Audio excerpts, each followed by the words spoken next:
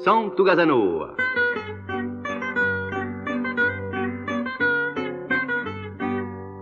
L'ortigello.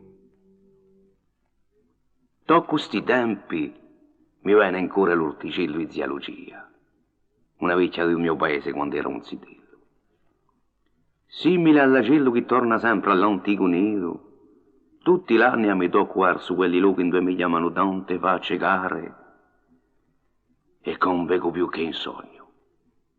E l'ortigello che era pieno di tutte le razzie come quello di Evate. Un malgrano che ha quei fiori sfiammicanti e poi malgrane mature in qua bocca aperta piena di denti rossi. Dai rame d'un pero muscatello pendiano le bere gialle come cironi e si sentiva un musco da lontano. Un ciaracio, verde di fronde e rosso di frutti, era sempre carco da quelli che portavano un buccone ai figlioli in lui. I fighi scritti, con gli dorti e pizzicati, mettiano un mele in bocca a chi passava. Tutto sarato la maglione e calzi di vigna. Da esepe pendiano le gaspe gialle e zeppe come pignotti ranone. Dentro una liva vecchia c'era un caravone dove tutti gli anni una capinera faceva uso nido.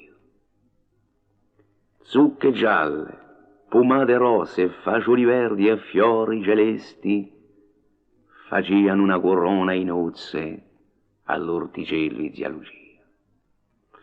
D'inverno gli arbori da frutta erano spugliati, ma le piante selvatiche più belle di Corsica pensavano alla pascurella gelli.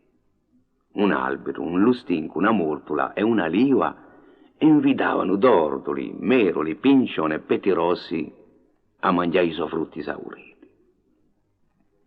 O marito di zia Lucia, in quei suoi mani d'oro, aveva piantato sti bocarbori in lo soglioso che era largo quanto un lenzuolo di letto. Ava dell'orticello non resta più nulla. Non nemo può credere che nanto sta rantaniccia, carca i bruni e d'orticola ci sia stato tante razzie e tanta dolcezza.